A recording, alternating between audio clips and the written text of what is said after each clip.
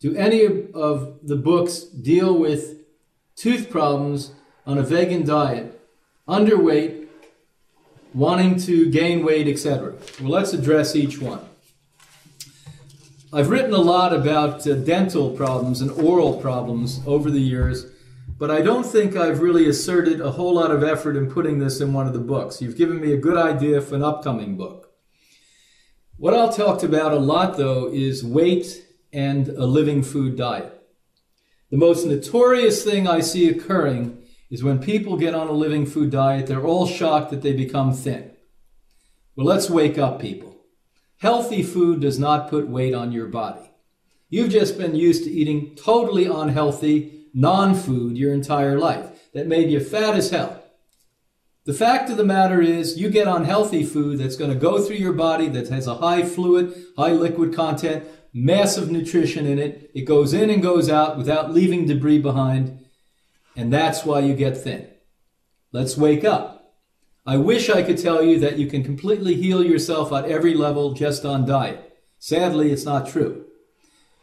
In history, up until very recently, approximately 4 generations ago, every person did not have a gym membership. Every person, other than a handful, 4 or 5%, the aristocracy, did physical labor every single day.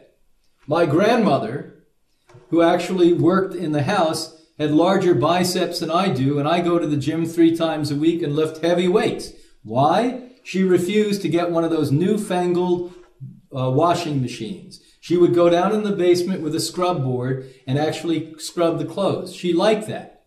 And believe me, she had biceps. My grandfather worked on the railroad when he was 12 years old.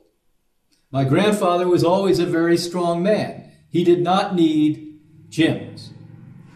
Now, because we're sedentary, our biggest activity is to watch other people in sports on our TVs as we eat potato chips and drink Pepsi-Cola and Coca-Cola and drink beer. We yell a lot. We certainly don't do a lot.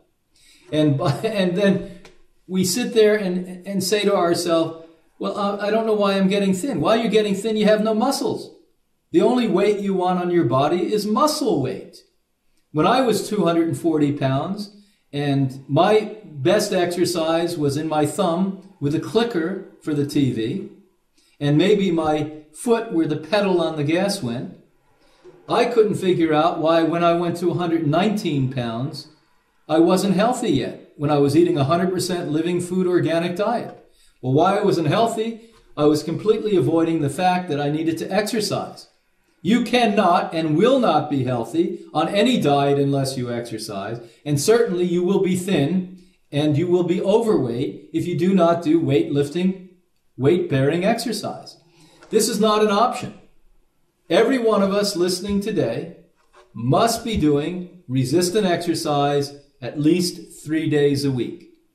If you do not do this, you cannot be healthy. It's that simple. As I mentioned earlier, there's absolute evidence now from the Alzheimer physicians and researchers that Alzheimer's will be reduced by 1/2 if you do resistant exercise. I'm going to tell you, if you do resistant exercise and you start to look like the people you admire, who, by the way, all do resistant exercise, who have the nice bodies, the hard bodies, the sexy bodies, you're going to feel better about yourself. Maybe you're not going to be so apt to put bad things down your throat because you feel so bad. Maybe you're going to feel better. Maybe you're going to feel a sense of real high so you don't have to get loaded anymore and overeat. That's why resistant exercise is important.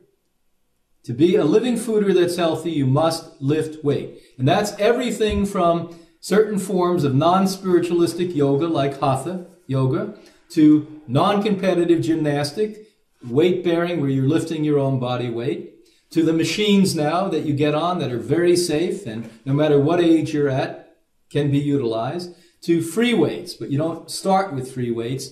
Probably you'll injure yourself. Those of us listening, be prudent. Try to get a well-trained trainer to at least guide you in the early stages so that you don't make mistakes or wait the 10 years I took before I really learned how to lift weight.